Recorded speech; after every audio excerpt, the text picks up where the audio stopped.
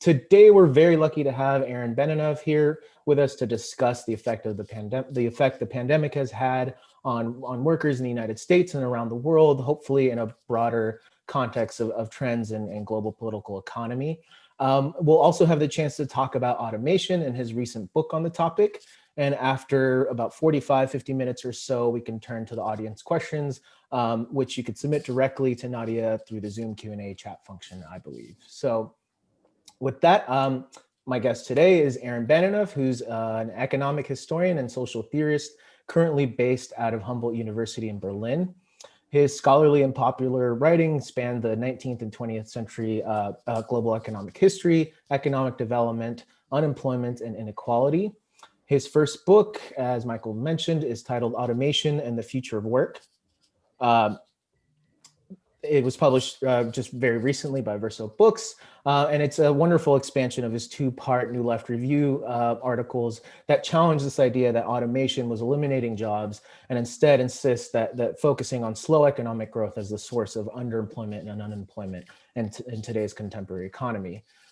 He recently published a really important article on the crisis of the service sector in the pandemic economy in the journal International Labor and Working Class History. And he's currently at work on two books. One is titled Full Employment, A Global History, and the other is titled A World Without Work, Surplus Populations in the World Economy, and that is under contract with Verso Books, the latter of which stems from his dissertation that he completed under the direction of Robert Brenner and Perry Anderson at UCLA. I actually first reached out to Aaron a few years ago when I was myself writing a dissertation. I was writing a chapter on the experience of unemployment, and I noticed that he had been writing a whole dissertation on unemployment, and he was kind enough to share it with me. And it's really an incredible piece of work, and I can't overstate how much it has influenced my thinking. But I also can't overstate how great it is that we get a chance to speak to him today in a moment when unemployment has ravaged literally billions of people across the world.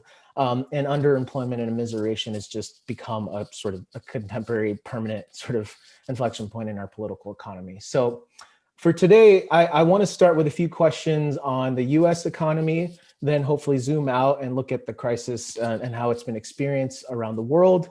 And then we'll wrap up with a discussion about automation and the arguments that he covers in his book. And maybe the conversation will veer off course, but that's the plan, at least for now. So I want to stay topical. We just had an election where both the economy and the pandemic were at the top of voters' minds.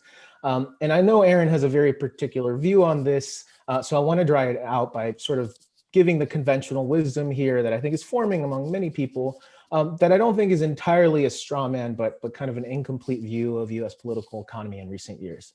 So Aaron, the basic narrative is this, and I'm sure you're familiar with it.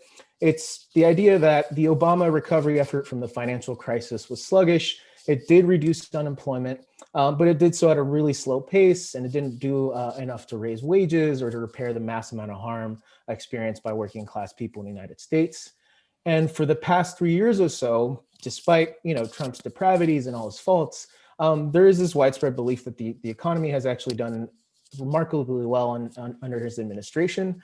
And this basic conclusion includes not just by Trump supporters, but by very online liberals like Matt Iglesias, who basically say that prior to the pandemic, things were going well. Capitalism was working, it was benefiting many. And they point to some important data points that I don't think should be dismissed. So under Trump, prior to the pandemic, unemployment hit a 50-year low, getting to about 3.5%. Labor force participation rates increased, albeit slightly. And crucially, wages finally rose for the first time since the late 1990s. So a recent Financial Times article notes that between 2016 and 2019, workers in the lowest quarter of income saw their wages rise almost by 5%. So I want to start just by asking you, what do you make these claims about the past 4 years or so of economic performance? And if it's not too much to ask, I'd also like you to put into context like this past decade of economic performance and how it aligns or sort of how there's discontinuities with broader trends in US political economy since the end of World War II, which I know is a lot, but let's hear it. Well, Joel, thanks so much for inviting me to talk to you. I'm Really excited to be talking at CUNY and at SLU in particular, because I think that these conversations are really important and they should have a focus on labor and working class experience and politics. So I think this is a really important venue to be having this discussion. I think it's probably no surprise that I would contest some of that kind of celebratory narrative of the Obama years, just because the fact of the 2020 pandemic allows us to look at that business cycle as a whole and to think about what happened over the course of the Obama recovery and the Trump years. And it's pretty clear to me, at least, that what we've seen since the 90s, when there really was a mini boom in America, undeniably, so a short period of real recovery from deeply depressive trends that had been in play for a long time. But what you see since the 90s is that decade by decade or business cycle by business cycle, the US economy has just been growing more and more slowly.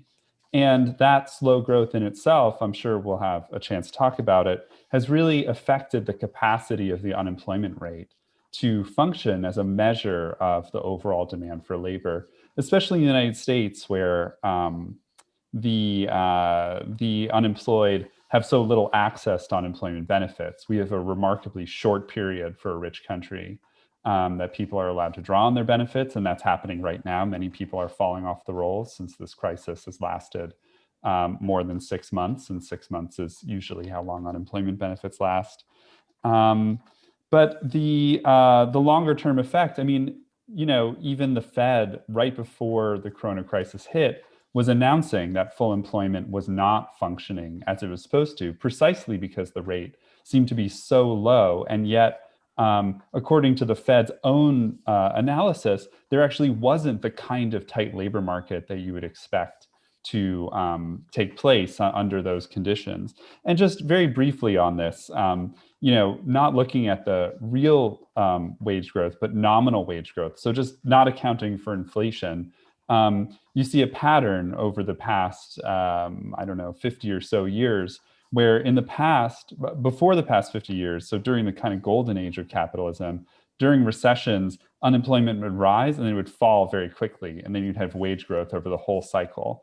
For the past 50 years, the recoveries have been so slow that it takes so long for unemployment to fall that it's really only in the final years of the boom period that you get any wage growth at all. And this period was no different. It wasn't different from previous recent business cycles in that regard.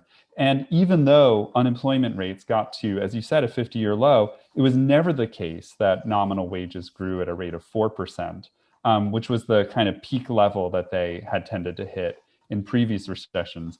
Remember, back in the golden age, wages would stay high for a much longer portion of the total business cycle. In the past few business cycles, they've only hit that 4% growth rate for a short period of time, right at the tail end of the boom. In this case, they never hit it. So we had a really remarkably weak labor market, not captured by the unemployment rate. As you said, even the Fed announcing that the unemployment rate was no longer working, basically because, and I'm sure we'll talk about this, workers were just either dropping out of the labor force or they were forced to take jobs that were really bad compared to the jobs they used to have. Just like today, insofar as people are able to find jobs, they're often much worse than the jobs they had before, and they continue to look for work even while employed. And precisely those people are not included under any even alternative measure of the unemployment rate. Thank you for that. I mean, this gets to a really important point that sort of the basic question is like, why? And you always point to slow economic growth. And there's a lot of competing explanations. Of course, just noticing that economic growth is slow, perhaps in popular discourse is a little controversial, but people that actually study economic history or economics are fully aware of this. And there's not a consensus yet on what explains it. So on the one hand, there's I would say maybe like 3 or 4 basic stories. So You have like the technology story that you hear by people like Robert Gordon, wrote a really important book on the rise and growth, the rise and fall of American economic growth. And his story is just like the United States can basically seen as through the perspective of this special century, 1870 to 1970, where there's this massive boom in growth, there's the standard of living increases, and all of this is due to like these great technological innovations. And that's not just gadgets, it's like plumbing, electricity, antibiotics, and this really changed the world. And all the sort of technological developments afterwards have kind of, for all the praise and attention they get, they really don't amount to much, and that's why we've had slow growth. There's this sort of libertarian view that there's a lot of government regulation, the size of government is very large, and that's why we have slow growth since the 70s, which I think can be fairly easily dismissed when you look at sort of particular cases like Massachusetts or California that have a lot of regulation, yet still, innovate and have strong economic growth, relatively speaking. There's the inequality school that says inequality itself is reducing demand. But what's your story? Like, why do we have low economic growth? If this is sort of if this is the source of underemployment and unemployment, like why is there no growth in the US? I think that's an interesting list and way of dividing it up. I think the kind of fourth, maybe obvious story at hand is the kind of Larry Summers demand explanation for secular stagnation. And yeah, I mean, let's see, what's the easiest way to say it? I mean, in some way, I guess I think that the the the reason, so it's the one thing that's really important to see is that it's not just a US phenomenon, right? It's much more broadly based. So look at Europe or the OECD as a whole, and you can see the same trends unfolding across the entire advanced capitalist world. For the world as a whole, it's less apparent because obviously very rapid growth for the past 30 years in China, also rapid growth in India. But looking at other world regions, you see a pretty strong slowdown for them over a long period of time. And even in China and India, we've recently seen a slowdown before the coronavirus crisis hit. So it's really important that it can't be just a US story. My story is that it really has to do with the uniqueness of industry as a engine of growth. And I think that basically industry really powered rapid growth across the US and other advanced capitalist countries, and also the developing world, especially in the 50s and 60s. This industrial expansion was driven by pretty high rates of investment, technologies that were easy to adapt across all these different new lines as they came online. And there's a lot of evidence about the uniqueness of industry, the kinds of dynamic and static economies of scale that are possible there, especially for countries that aren't the leaders. So countries that are catching up to the technological frontier. Industry offers all of these benefits, especially if you can produce for the world market. So industrial growth really drove rapid growth in the past. And of course, it's just a feature of people's popular imagination that the era of the industrial working class organizing itself and growing was an era of at least possible prosperity, or prosperity that was increasingly widely shared or could be widely shared under different kinds of regulatory conditions and with strong unions and so on. In my account, the reason why that era came to an end is partially, I think, got to be due to demand kind of changes, to be sure. But a large part of the story is just about how after World War II, so many countries brought industrial capacity online, more industrial capacity brought online in the 2.5 decades after World War II than ever before. And you saw increasing competition industrially across the world. The US tried to respond to that by developing all of these global supply chains in all different, especially in East Asia, but also elsewhere, with big competitors in Japan and South Korea and Germany kind of following suit. And what you see over time is just this hyper competitive environment that drives down rates of growth in industry. That's one part of the story, is like a real decline of industrial growth rates. And then the other side of it is a real absence of any alternative growth engine. So since the 70s and 80s, we've just heard over and over again about how governments are going to restore growth, all the different ways they're going to do that, whether it's Keynesianism, Keynesianism, stimulating the economy in different ways, neoliberalism, freeing market forces in different ways. And what we see in spite of all of these efforts is just a decade by decade slowdown, because there's nothing that can replace industry as a growth engine. Services have characteristically very low rates of productivity growth.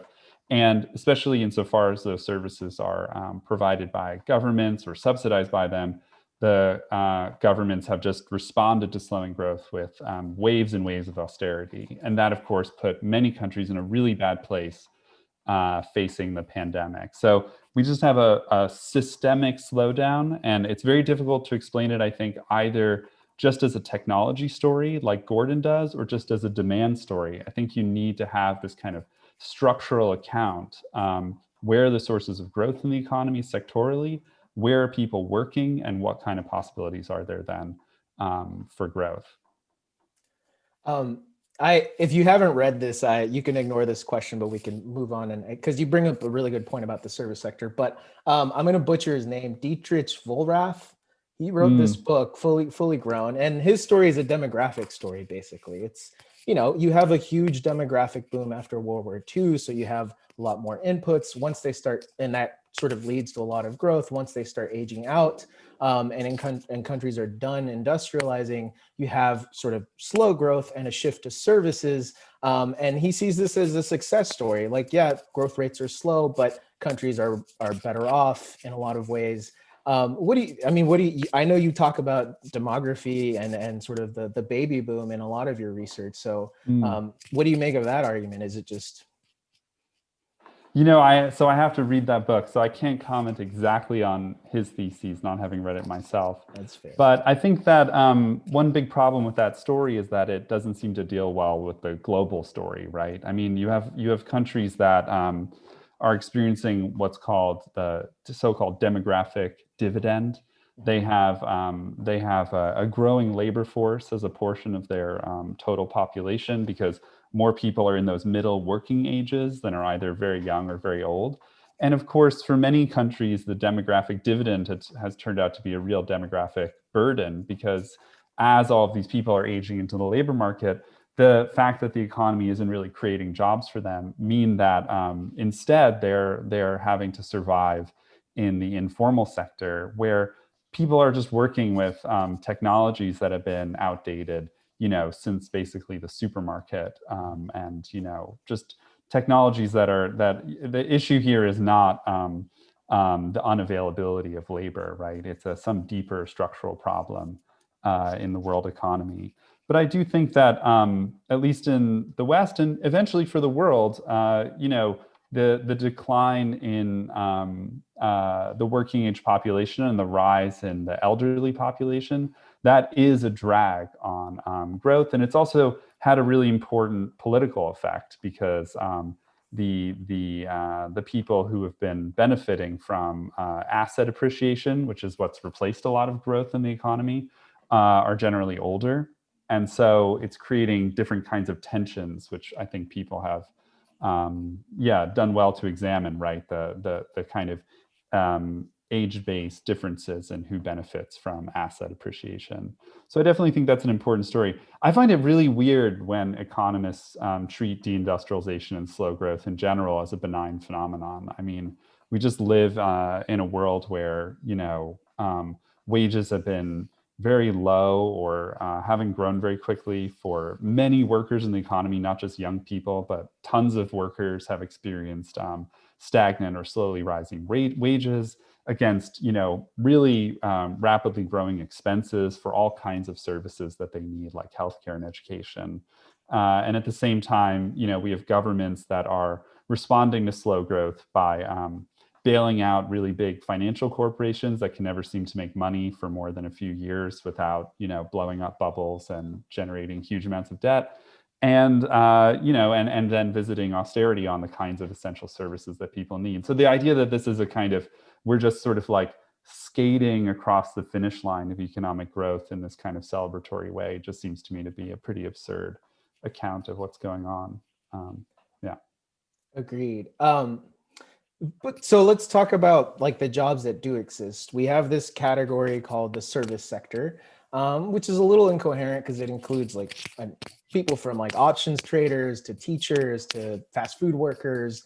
We talk about essential workers now in the context of the pandemic and industries that have particularly hit hospitality. So you look at bars, restaurants, hotels, but I guess of course, what makes the service sector unique in its inability to generate growth and good wages? Like what's so special about the service sector? Yeah. I mean, here, I think you could do a lot to be more specific and differentiate service activities. We can talk about that a little bit. The main thing I rely on, which I think is, pretty robust finding, is just the so-called Baumol's cost disease. So the idea is just, and actually we can look at, there were sociologists like Gershuni who was looking at this, kind of trying to think about what makes a service, what is a service, why are some activities services and others not. And the basic idea is that services are just activities that it's been very hard to transform in a way that makes them amenable to constant increases in productivity. They're structured in such a way that it's just very difficult to radically raise labor productivity kind of consistently over time by ratcheting it up by just a few percentage points a year, but over a very long time. And the reason for that is just really simple. The way that we've discovered to make any activity sort of amenable to that constant rate of increase of productivity is to basically turn that service into a kind of good that can be produced with machines, and then producing them more and more quickly. And a lot of things that used to be services, or are services to some extent even today, like washing laundry, for example, is something you can pay people to do. But a lot of people either use industrial laundromats, they go to a laundromat or they use one in their home, because washing machines are a way of washing clothes that has just been turned into a good that can then be produced ever more productively over time. And most services aren't like that. That's not to say that all services are like that. There are some activities in the service sector that do periodically become high productivity, or at least higher productivity activities. Like today, warehousing, right, is something that looks more industrial. On the other hand, there are aspects of the industrial economy, like construction work, that tend to be very low productivity growth because they're building houses or big commercial buildings has a lot of the same issues of a kind of need for just individual workers to do most of the work with limited help by machines, or there's a limit to how much they can be helped by machines. Another industry that kind of suffers from this problem historically has been sewing and apparel manufacture, where there's just limits to how much they've been able to mechanize that work, because working with fabrics is very difficult. And so there's a smaller subset of industrial production goods that have this kind of Baumol problem, that they suffer from endemically low productivity growth. But of course, most of the things like that are things like healthcare, education, sanitation work, cleaning, cooking, things where mechanizing is associated with a really dramatic loss of quality. Or trying to increase the speed of work is associated, I should say, with the loss of quality. So we can talk about that in more detail. And I think it is really worthwhile to look at the service sector and separate it out and look at these different trends. But what we're really talking about, it's helpful. Services is kind of, I'm just saying it's an ambiguous term, like you're saying.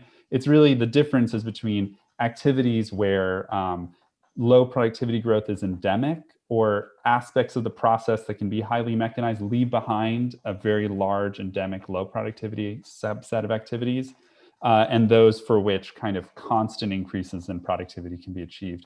The thing about activities that have that tendency, or are amenable to really rapid productivity growth, tend to be tradable. And then because they're tradable, they're kind of brought into the matrix of global competition, and that leads to overproduction, overcompetition, falling profit rates, and declines in rates of growth. So that's the big difference, guiding the idea. So, but that leads to an interesting question about what this recovery could potentially look like. So, what we lost, what in the U.S. there was maybe 22 million jobs lost at its peak, and now it's at 10. Early on, there's some economists that talked about a V-shaped recovery, and now even and people like Joe Biden talked about a K-shaped recovery. So, what's your assessment of what's occurring in the U.S. labor markets today? And how do sort of measurements like the unemployment rate as a concept sort of fail to tell the whole story of what's happening and just generally, but also in this specific crisis and how it's sort of affecting low-wage service sector work? Yeah, that's a great question. I mean, I think what's happening, some economists at the Fed were releasing, at least initially for the first few months of the crisis, kind of U-COVID rate, where they were trying to make a larger estimation of how many jobs were lost. And they were saying up to like 30% of jobs had been lost. I saw estimates out from Brookings, I think a few weeks ago, that 1/3 of the US labor force is either out of work or is working in a different job than they had before the crisis hit. So there's been an incredible churn in the economy.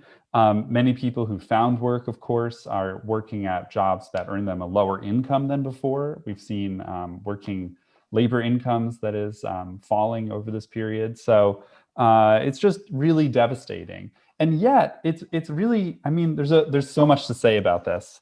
One thing that's really important is there were some reports about how after the Great Recession, a lot of states responded to very high unemployment rates at that time by actually making it harder for US workers to get unemployment benefits. So during this crisis, people talked about unemployment benefits websites crashing, real delays in getting benefits.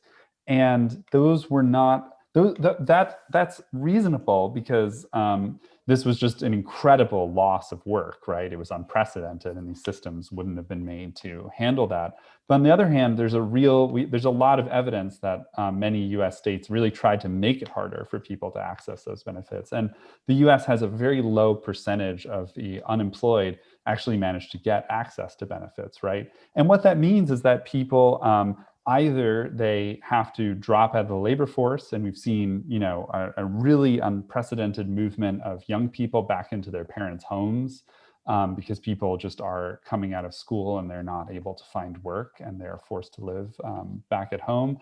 And of course, many other people as well are becoming dependent on their family members to take care of them.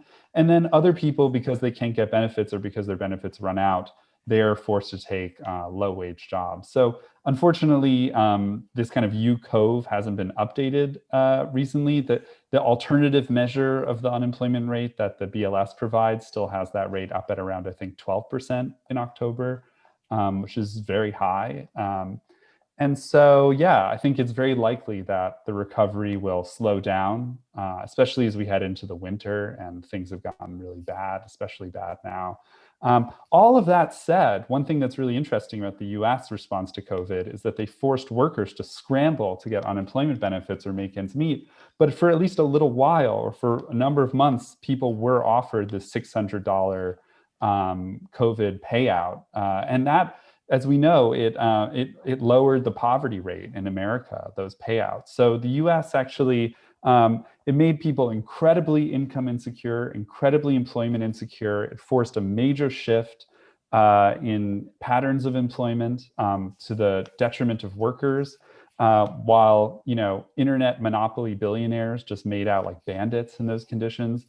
In Europe, they had, where I'm living now, by comparison, there wasn't that kind of uncertainty. They just had a much more organized way of paying people to stay at home when their jobs were no longer possible through furloughs, but they tended to pay people less than their normal income. And so you didn't see the same kind of bump up in income for lower income workers. I think going forward, we can just expect that the recovery will slow down. There will be a very large overhang of a remainder of unemployment and underemployment. It'll take a very long time for that to recover. That means that wages will not grow for a very long time. and especially young workers, people who are, at this point, anyone under 40 who's experienced now 2 once-in-a-lifetime events in their lifetime can expect really significant hits to their lifetime earnings. There's a huge amount of evidence around that. And that just means that if people want a better condition for themselves, they're going to have to fight to change that reality. Thank you. I was actually just about to ask you, what does this look like in Europe? You're in Berlin right now, and there are, obviously there's an EU that has an effect on monetary policy, but, France and the UK and Spain and Germany, I'm imagining they're taking different responses to this crisis. Do you just see the outlook for workers in Europe basically more or less similar to the US, but slightly with slightly more generous welfare benefits, or is there something really different happening over there? It is true that there are stronger welfare benefits here. People should know that Europe has seen, similar slow growth to the United States. There have been a lot of problems in the economy here. Many workers have ended up in different kinds of flexible working arrangements, temporary work or part-time work, which carries a difference of legal status. Countries like France and Germany have even introduced now different welfare benefits. So if you don't have one of those good permanent jobs, you actually don't have access to as many benefits as other workers. There's a multi-tier welfare state now, which puts already disadvantaged workers at a further disadvantage. So there's a lot of issues here. And it should also be said that, watching the US just flail about and refuse to implement further emergency measures to benefit people, the same sorts of problems are happening here. EU budget constraints are really severe, and Europe has been walking slowly towards the idea of pushing out a really big benefits package. And there seems to be a kind of growing consensus around the need for a really big package. Otherwise, they're just, countries like Italy are going to end up crashing out of the Eurozone, and that's going to be a huge problem, even for the richer northern countries. But, now the recent news is that Poland and Hungary have blocked these measures because they were also trying to sneak in some efforts to force Poland and Hungary to be more liberal and stop, moving in an authoritarian direction. So things are also complicated here. Definitely having a stronger welfare state, though, makes people feel a lot less incredibly insecure. Also, European states, although right now things are really bad, COVID rates have been up, they've responded when the rates have gone up by doing these lighter lockdowns that are starting to restabilize the situation, whereas obviously in the US, things are the worst that they've ever been. So those are some of the relevant differences, I would say.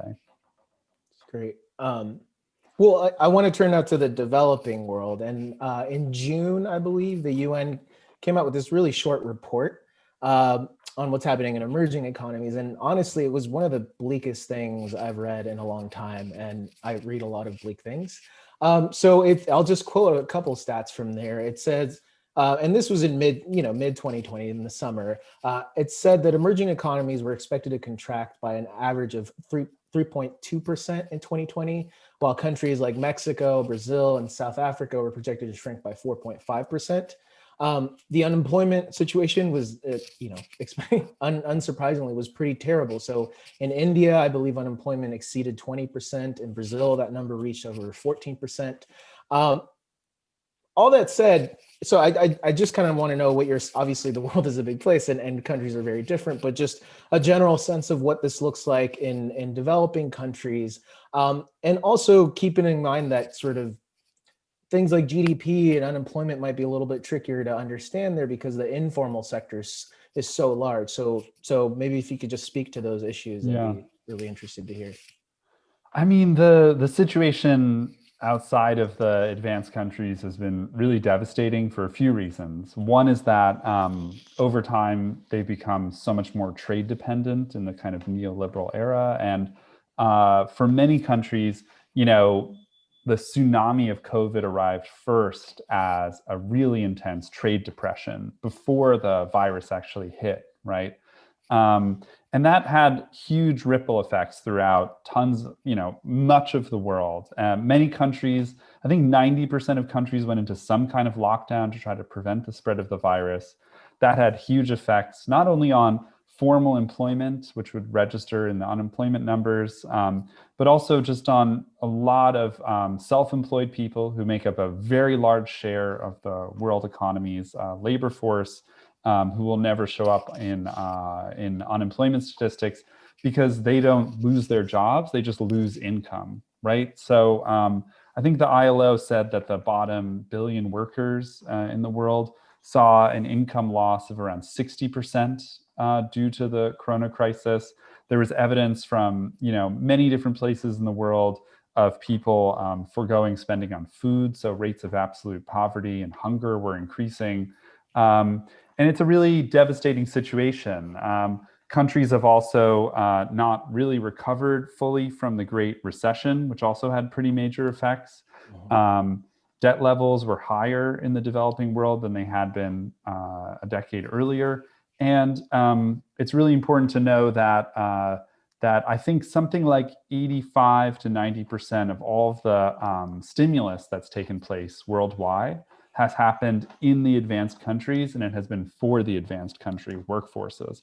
And that's really important. I mean, people are suffering in those places, but much of the world's population does not live in those countries, and they are getting much less in terms of stimulus and aid than workers in the global north. So it's a really devastating situation. And I think it's so bad that even places like Davos, the World Economic Forum, have called for a great reset of capitalism. Well in advance of its Christmas charity drive, the Financial Times has begun to talk about how bad things are in the world and how much of a need there is for giving. So I think, even the most kind of stalwart liberal in the kind of European sense, like the most right kind of neoliberal organizations have recognized that things are really bad. And of course, any effort at global recovery is really complicated by the fact that well before the world recovers fully from the corona crisis, we're going to be much deeper in the climate crisis. And so that, of course, complicates recovery efforts.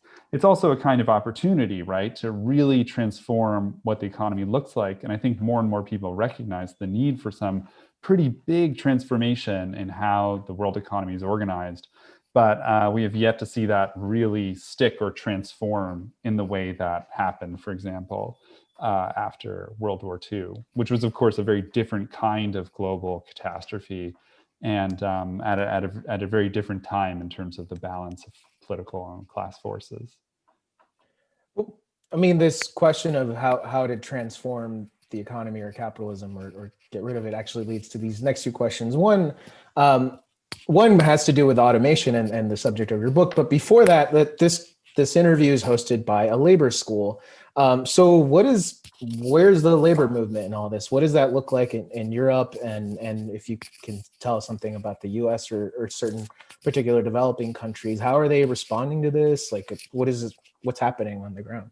Yeah, it's interesting. I think that what we've seen since the Great Recession, maybe not immediately in its aftermath, but really from 2010 or 2011 onward, is a real rumbling transformation of labor movements that don't always, of course, take the form of a traditional labor movement. So we've seen in the past decade a real rise in wildcat strikes and strikes from very, very, very low levels previous to that. In addition, we've seen really large social movements. Of course, in the US, people would think of Occupy and Black Lives Matter, or the movement for Black Lives. And that trend that people feel in the US, like a growing, at least kind of militancy or movement that's starting and in some places really exploding vibrantly and then falling back. That's, of course, not just a US phenomenon, it's a global phenomenon. There were big waves of struggle all around the world, which were really inspiring between, say, 2010 and 2014 or 2015.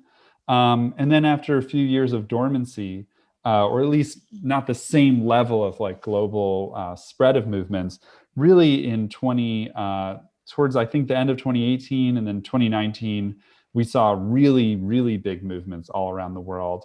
And it does seem, and in places like um, the US, Chile, Hong Kong, of course, Beirut and Iraq even. So there were pretty strong, and of course the Gilets jaunes in France. So there were really big social movements, and I think a lot of people expected those to be cut off by the COVID crisis. But in fact, in some places they were, and in other places not. So I think we haven't really seen those kinds of movements in at least Western Europe. There was a huge social movement just recently over the border from where I am in Poland, a feminist movement against an anti-abortion law. But of course, the US movement has been something that everyone has been really interested in and excited about. Of course, arising out of a devastating social situation, racism, lack of support for all of these people out of work.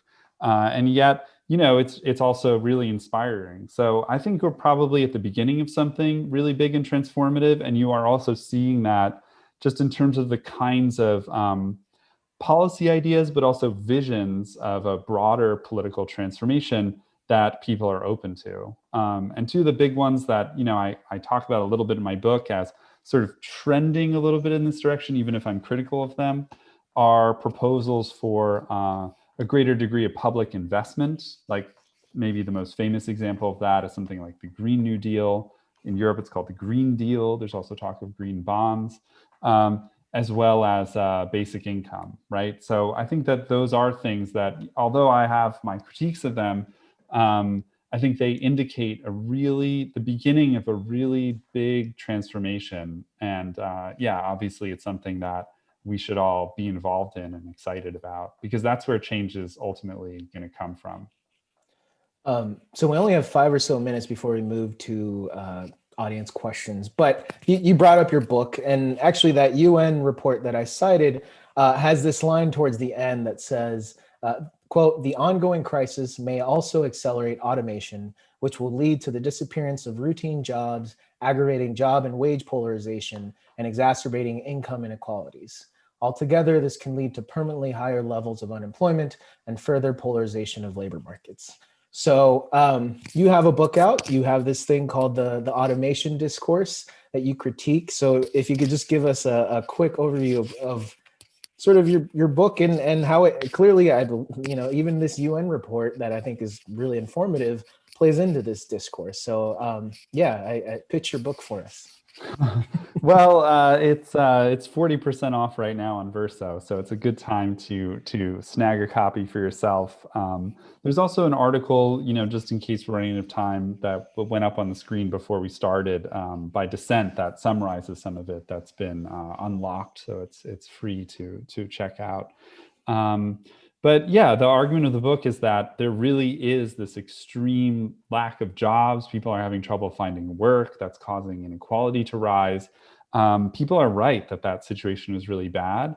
And locating the cause of it in automation seems like a really strong account, especially in a world where, we have there's all of these crazy, cool consumer gadgets that people see. And there's all this talk of fancy industrial and other kinds of robots coming online. But the truth is that these stories, what I call the automation discourse, it just can't explain what's going on, because in fact, we just don't see the rise in labor productivity that you would expect if rapid automation was taking place. And maybe, for some people, I think that might be a little odd. Like, why would we expect labor productivity to be rising if workers are being replaced by robots?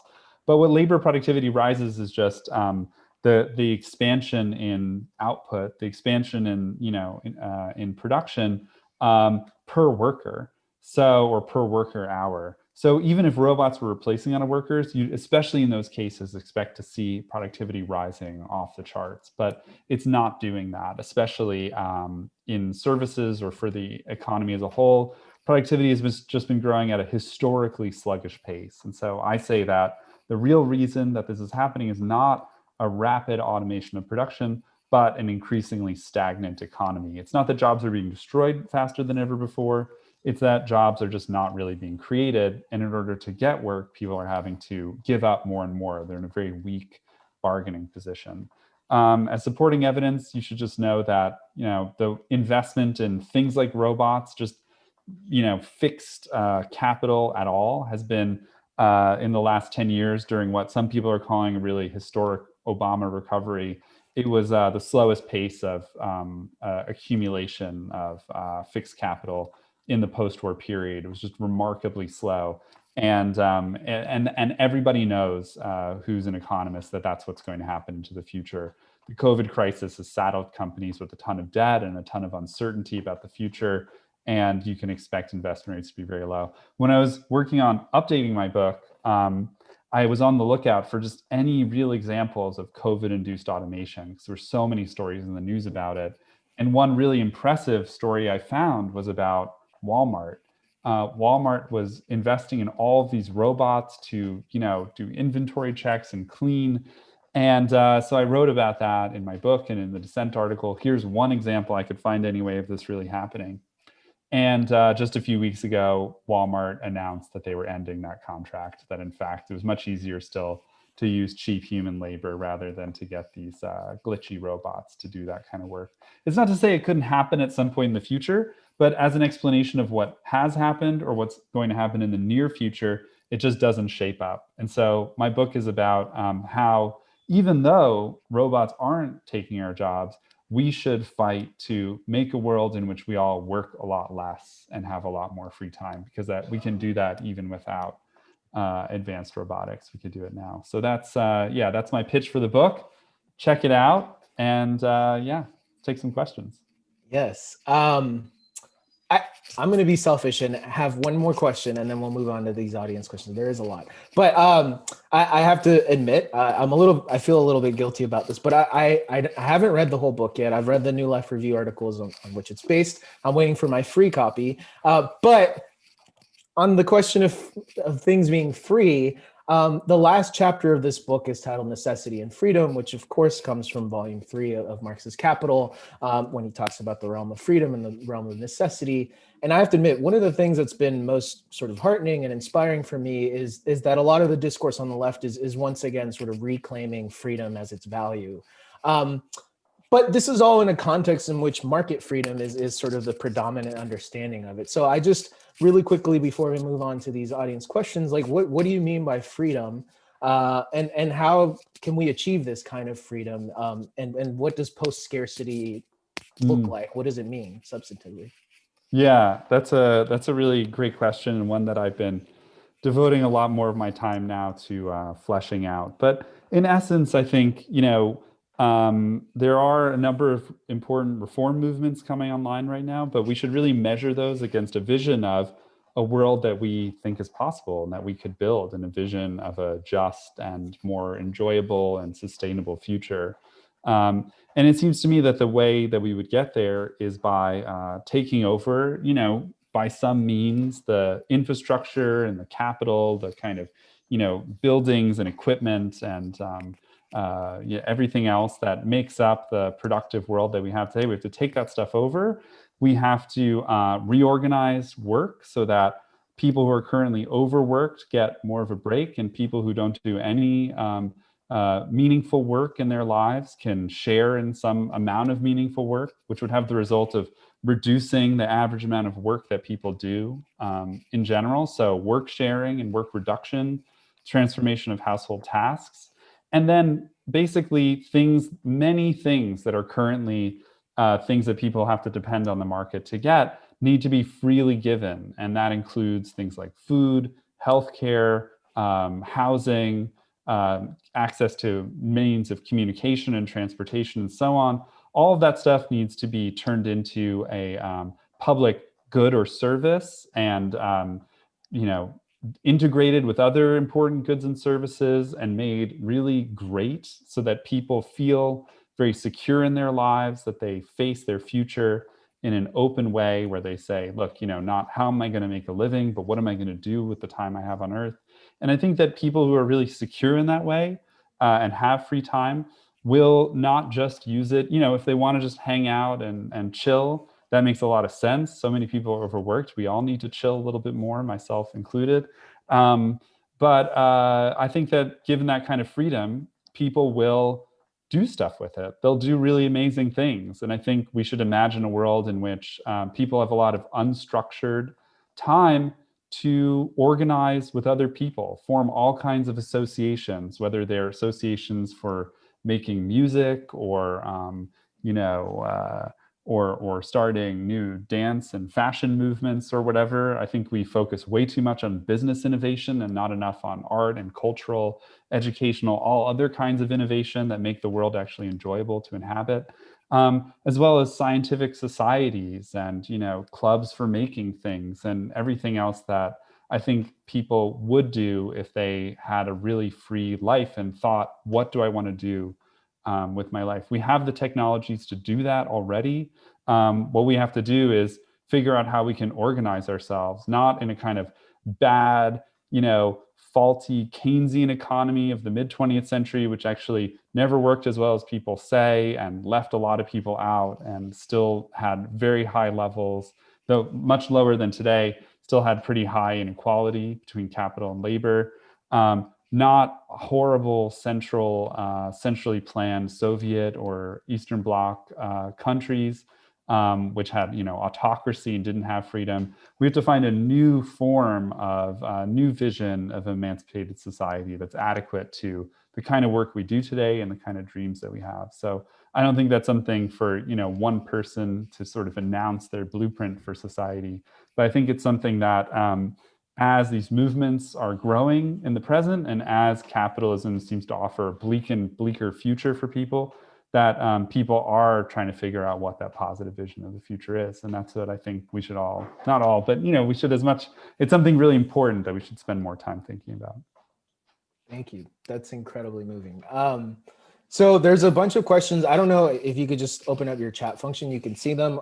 If you'd like, you could pick one, or I can just start from the bottom and move my way up. We only have about maybe 10, 15 more minutes, but it's your call. Do you want me to pick one, or you? Okay, let's see. No, I can do this. Right. Oh yeah, okay, audience questions. Yes, so Ruth Milliken says, please discuss the gender implications of your argument in light of the unprecedented she session that is now underway. Oh, this is really important. I do write about that in the Dissent article and also in my piece for Ilwich. The effects on women of the present crisis have been enormous, especially because most countries have a very limited welfare infrastructure for childcare and care for family members.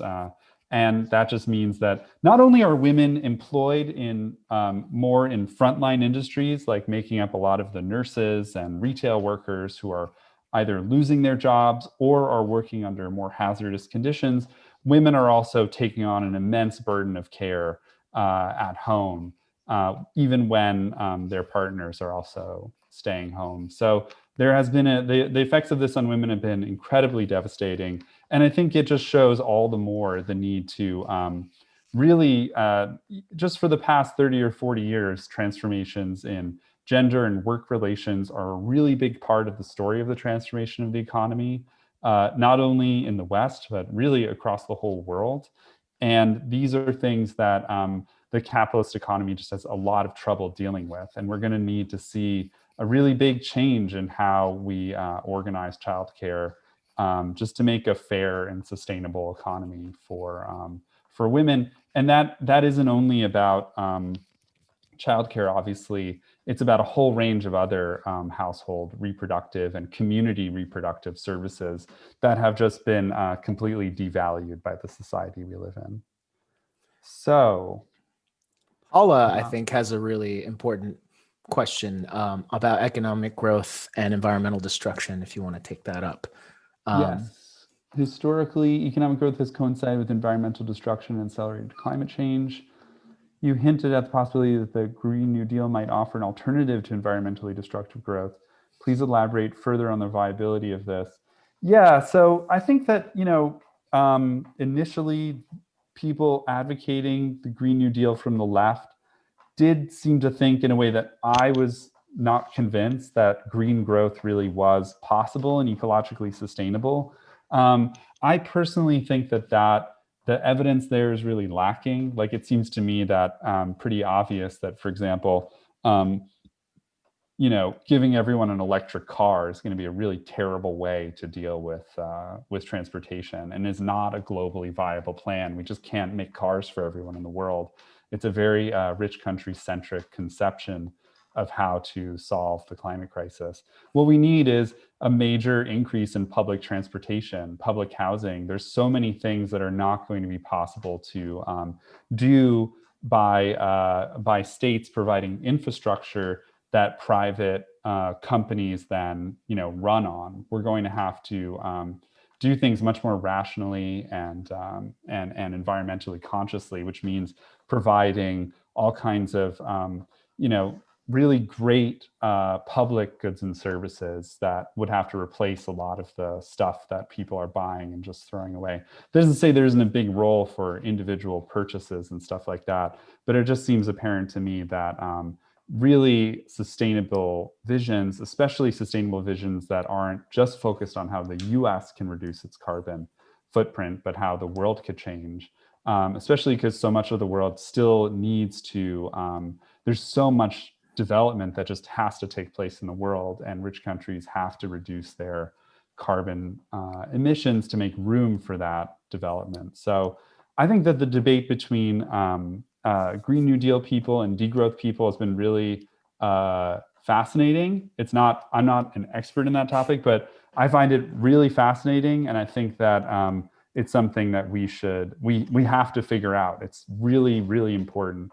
But I think that the indication of the kind of answer behind the question, yes, we definitely need, as we grow and expand certain aspects of our production, obviously renewables, and focusing on meeting the needs of people who have really important needs that haven't been met yet, not only in the US, but also around the world. That means that a lot of other consumption is going to have to decline, especially for the rich who are responsible for so much emissions. Airlines are going to have to close down, as they already are, as a result of this crisis, and meat consumption is going to have to dramatically decline. It's scary for people in Texas, but if there's there's a few questions that I think would be interesting for you to ask, but if there's one that stands out to you, go ahead and take it up. Bill Henning, Local 32. What's your assessment of the Biden's COVID advisors who said the government could afford to pay the wages of all workers and so on, in the service of shutting down the economy to quell the spread of the virus? Obviously, that's what needs. I mean, you don't have to be anti-capitalist activist to know how obvious it is that yes, they could shut down the economy and just provide people with money to make ends meet and to meet their payments.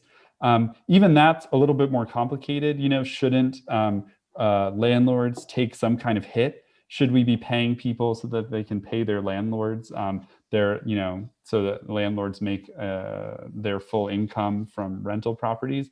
Probably not, right? Those things would have to be doled out in a more equitable way. It's totally possible to do that. The main thing is that it would be part of showing that another world is possible, right? And that there's a lot of ways that responses to the climate crisis just can't be handled by a diffuse market. They have to be done through coordination.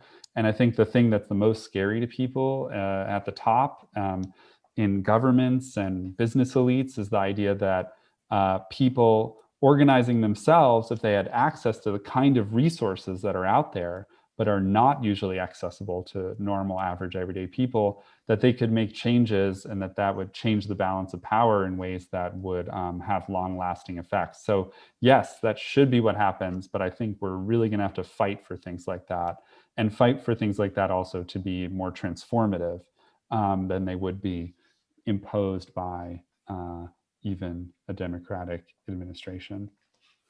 So George has a specific question about sort of industries laying off workers, and his question is what type of demands can trade unions put to employers to mitigate these job losses? But I think that's an opportunity to, Mm, you talked about coordination, central planning.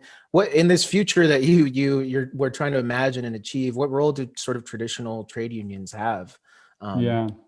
I think it's a really difficult question, and I think it's a really important question that I don't think that I have an easy answer to. What we've seen um, is that trade unions have had a lot of trouble responding to technological changes, and a lot of what they've done, reasonably has been about preserving the situation of current workers at the expense of younger workers whose jobs then never materialize, as it were. And especially in countries like France and Germany, which have much stronger, in the case of France, especially because of like legal institutional standing, much stronger roles for trade unions in society. And what we've seen even there is that those trade unions have mostly done the thing that they're supposed to do. They've supported their own memberships, and they've made sure that their workers are not harmed as much as possible by these technological advances by, for example, forcing companies to just keep their current workforces, to employ people out to retirement, or to allow people early retirement rather than layoffs. There's all kind of things like that. But then all around the trade unions grow these pretty massive pools of much more vulnerable workers, or workers on two-tier union contracts, sometimes like what you have in the US. So I think it's really difficult, and it shows that trade unions obviously have a role, and there's a role for especially organizing the unorganized sectors insofar as that's possible. But it also means that the role trade unions are going to play is going to involve them really building bridges outside of their actual memberships and fighting for and figuring out how to plug into and relate to these larger movements of workers. I don't think that trade unions alone in individual industries facing layoffs due to trade and globalization and technological change are going to be able to do it on their own. And insofar as we've seen that, even in places like I said, in Germany, where they're much stronger, it's created really multi-tier societies in ways that are very difficult and problems here. So we're going to have to think really creatively about solutions to those problems. I think we have time for maybe just one more question. Unless one particularly jumps out to you, I think Alan has an interesting one on. We've been talking a lot about the future, and Alan writes, please expand on the distorting economic effects of those internet monopoly bandits. But I mean, Silicon Valley is sort of the center of this discourse about the future and utopianism.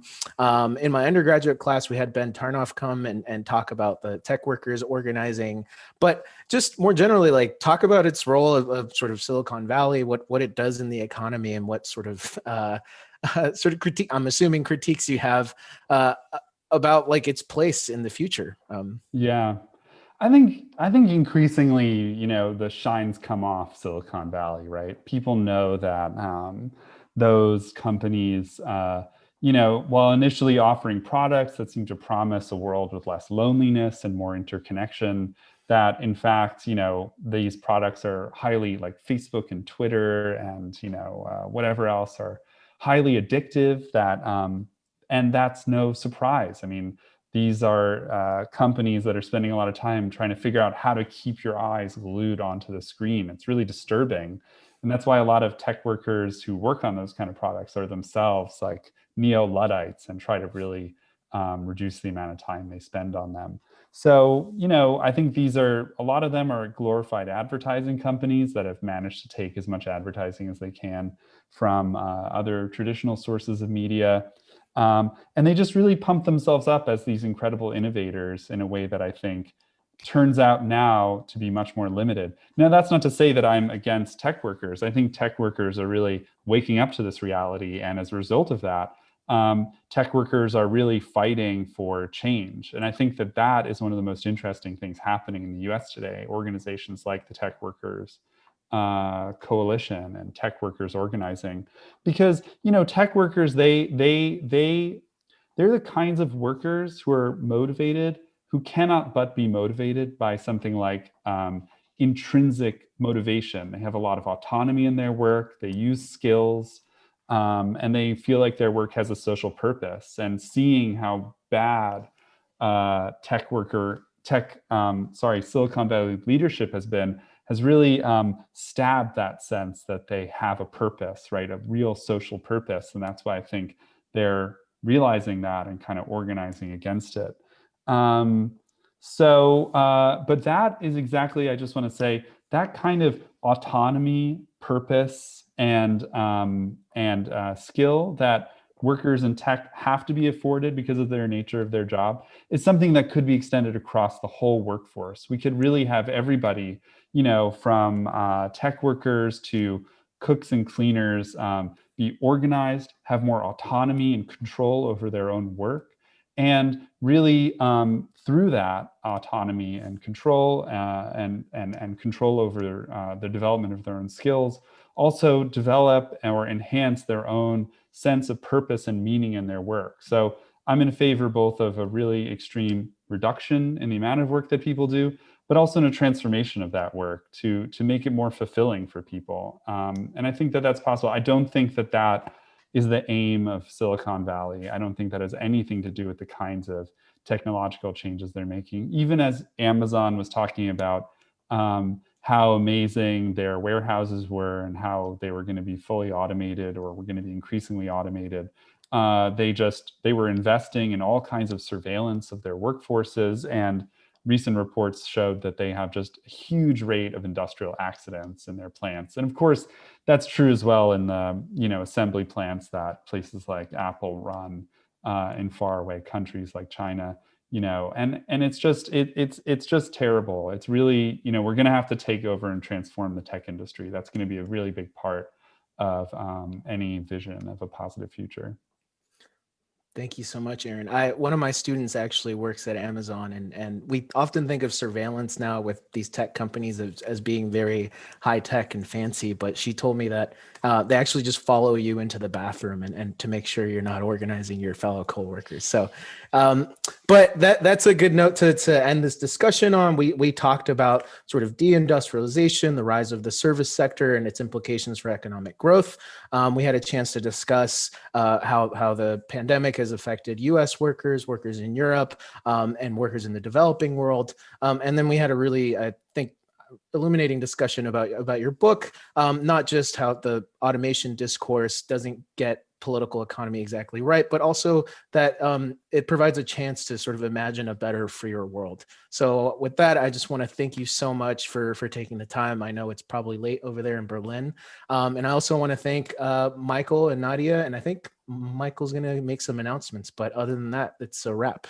Thanks, Aaron. Great. Thanks so much for having me.